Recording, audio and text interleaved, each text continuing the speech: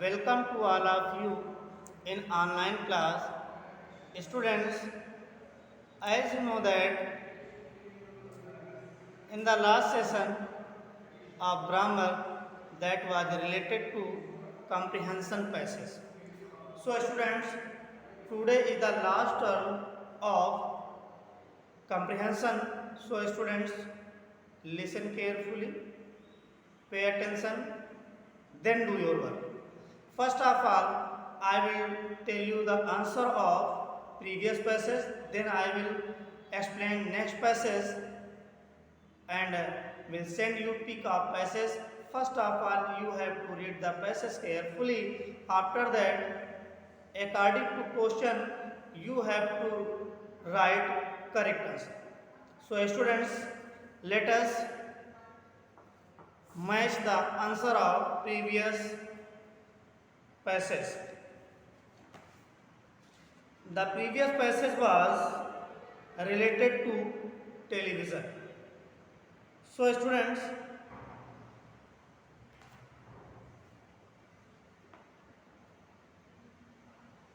question number, I am going to tell you answer of question number 2 to question number 6. No, question number 1 to 6. The first question is that the author portrayed TV as, यानी author ने TV को किस तरह से portrait किया। तो first का answer आपका डी हुआ। डी आंसर क्या लिखा, a powerful medium of entertainment and information. यानी टीवी क्या है, एक पावरफुल मीडियम है एंटरटेनमेंट का और आपको इंफॉर्मेशन प्रोवाइड करने का। The next question is that TV is sometime called an idiot box because TV को इडियट बॉक्स कभी कभी कहा जाता है। क्यों कहा जाता है, इसका राइट आंसर क्या है, इसका राइट आंसर है C, it retard original thinking and creativity. यानी अगर हम ज़्यादा टीवी देखते हैं तो हमारी खुद की थिंकिंग और खुद की क्रिएटिविटी धीमी पड़ जाती है। यानी हम क्रिएटिविटी पर ज़्यादा दिमाग नहीं लगा पाते हैं, अपने अकॉर्डिंग नहीं कर पाते, जो टीवी में आता है उसी क्रिएटिविटी को देख लेते हैं। नेक्स्ट क्वेश्चन इज दैट, पहले से ही गैप था, सर्व एज अ स्टिमुलस। तो स्टिमुलस की तरीके कौन सर्व करता है, इसका ऑप्शन था इमेजेस। क्या था, images. The new question is that what do you individuals do. Individuals क्या करते हैं, तो इसका राइट आंसर जो है वो सी है। सी में क्या लिखा, sit in front of TV. जो इंडिविजुअल लोग हैं वो टीवी के सामने ही बैठ जाते हैं। द वर्ड इंडेलिबल मीन्स, जो वर्ड इंडेलिबल था उसका मतलब क्या है, तो इंडेलिबल वर्ड का मतलब है permanent. The last question of this passage is the impact of audio visual memory is. Audio visual memory का इम्पैक्ट क्या है, वो एवर लास्टिंग रहता है, यानी ऑप्शन नंबर फर्स्ट। स्टूडेंट्स, अब हम लोग न्यू पैसेज को एक्सप्लेन करेंगे। उस पैसेज को भी आपको करना है, तो पहले हम लोग पैसेज को एक्सप्लेन कर लेते हैं, फिर आपको पिक के साथ क्वेश्चन भी सेंड कर देंगे। तो स्टूडेंट्स देखते हैं, the passage is such type, our opportunities are great. यानी हमारी जो अपॉर्चुनिटीज़ हैं, अवसर हैं, मौके हैं, वो बड़े ही महान होते हैं, यानी बहुत हैं। But let me warn you that, लेकिन मुझे इस बात की वार्निंग करने दो, वार्निंग देने दो, that when power out strip ability, जो हमारी एबिलिटी है, जो पावर्स हैं वो एबिलिटी के अकॉर्डिंग होनी चाहिए। We will fall on evil race, हम लोग आज बुराई की ओर बढ़ते जा रहे हैं। हम लोगों में क्वालिटी है, पावर है, एबिलिटी है, लेकिन मौके भी हैं, लेकिन हम लोग आजकल किसकी ओर बढ़ते जा रहे हैं, बुराइयों के, यानी गलत रास्ते पर चलने के लिए चलते जा रहे हैं, गलत रास्ते की ओर भटकते जा रहे हैं। We should develop competence we should develop competence and ability which could help us utilize the opportunity which are now open to us. Develop competence and ability, हमें एबिलिटी डेवलप करनी चाहिए, कॉम्पिटेंस डेवलप करना चाहिए, जो कि हमें utilise करने में हेल्प करते हैं। Opportunity which are now open to us, जो अपॉर्चुनिटी हम लोगों के लिए आई हुई हैं, जो अपॉर्चुनिटी खुली हैं या जो मौके हैं हम लोगों के लिए, उनको हमें ठीक से यूटिलाइज कर लेना चाहिए। फ्रॉम टुमारो मॉर्निंग, यानी कल की माने आगे आने वाले जो दिन हैं वो क्या है, फ्रॉम मिडनाइट टुडे, आज की मिडनाइट से ही स्टार्ट होते हैं। हम लोग सोचते हैं कि जब हम लोग जगते हैं मॉर्निंग तब से शुरू होती है, लेकिन आज के टाइम के अकॉर्डिंग, जैसा कि आज का समय आगे बढ़ता जा रहा है, मॉर्निंग कब से शुरू हो जाती है, कल की मॉर्निंग आज की रात से ही शुरू हो जाती है, मिडनाइट के बाद से ही मॉर्निंग का आगमन हो जाता है।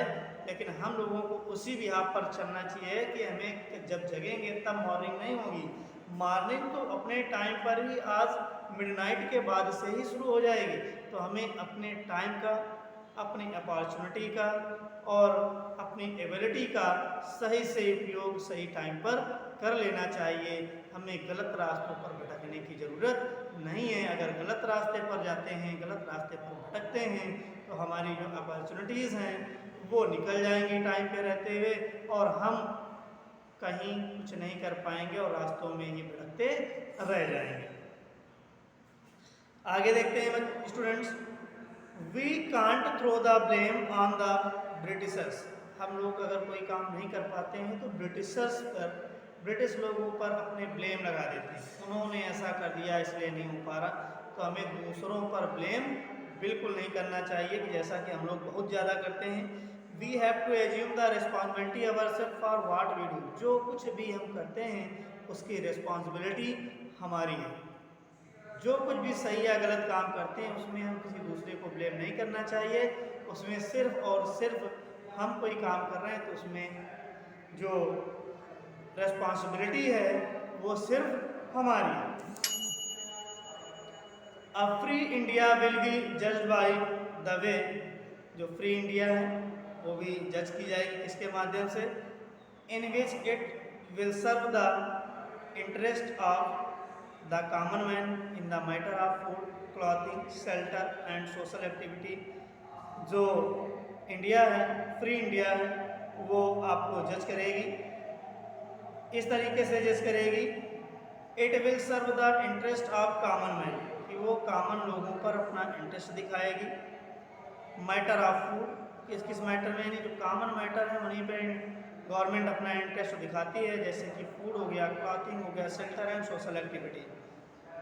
Unless we destroy corruption in high places and root out every trace of nepotism, जब तक कि हम डिस्ट्रॉय नहीं कर देते करप्शन का हाई लेवल प्लेस से, यानी हाई लेवल का जो करप्शन है, जब तक कि हम उसको डिस्ट्रॉय नहीं कर देते, उनको जड़ से समाप्त नहीं कर देते, एवरी ट्रेस ऑफ निपोटिन, भाई भतीजेवाद को अगर ख़त्म नहीं कर देते, लव ऑफ पावर, तो जो प्रेम का पावर है, यानी लव ऑफ पावर है, प्रॉफिटियर्स एंड ब्लैक मार्केटिंग, तो ये black marketing, love of powers, nepotism, ये सब चलता रहेगा, which have spoiled the good name of his country in a recent time. अगर ये चलता रहेगा तो हमारी कंट्री का जो गुड नेम है, हमारी कंट्री की जो अच्छे काम है, अच्छा नेम है, अच्छी फेम है, उसको ये पूरी तरह से स्पॉइल कर देंगे, यानी खराब कर देंगे।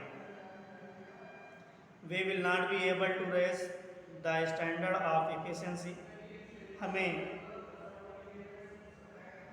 रेज नहीं होना चाहिए, रेज नहीं होना होगा, खड़े नहीं होना होगा। Standard of efficiency in administration as well as the production and distribution of necessary goods of life, जो जीवन की ज़रूरत की चीज़ें हैं उनको डिस्ट्रीब्यूट करने में हमें फिर खड़ा नहीं होना होगा।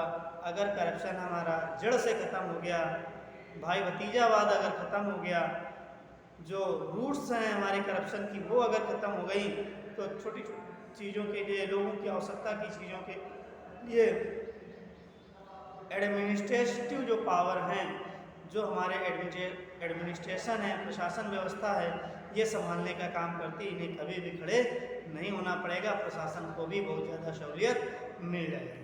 तो स्टूडेंट्स, ये था आपका पैसेज उसका एक्सप्लेनेशन। इसके नीचे आपको क्वेश्चन दिए जा रहे हैं, आप उन क्वेश्चन के आंसर को करेंगे। उसके बाद नेक्स्ट सेशन में इनके आंसर हम आपको खुद बता देंगे, पहले आपको करना है उसके बाद हम बताएंगे। So students, B free, read the passage carefully, then you have to answer the passage. Thank you. Have a nice day. Take care of you and your family.